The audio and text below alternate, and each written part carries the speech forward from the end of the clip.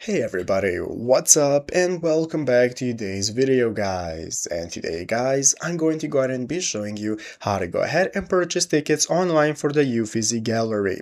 This is a very simple thing to do, and to be able to skip all the long queues and long wait times, you are going to go ahead and be able to purchase the tickets using the first link you're going to see right here down in the description of this video. Once you go ahead and open up that link, it's going to take you to this page right here for the official platform for buying tickets, where you can click the check availability option. That's going to show you all the available dates that you can purchase the tickets for. So let's say we want to purchase tickets for the 16th right here. I'm going to select the date, and then I can go ahead and select the time slot which suits me the most. So let's say this time slot right here, we are going to go ahead and click on adult ticket. You can select more tickets if you want, as well as the audio guide. If you're interested to add it to your experience, go to the next page, and here you can go ahead and take a look at more experience options if you're interested. If not, just go to the personal details from where we can get started. Here you can go ahead and fill out all your info, such as your first name, last name, email address, phone number. Make sure to fill it out correctly, and then we can go next to the payment page. So as you can see, make sure to fill everything out.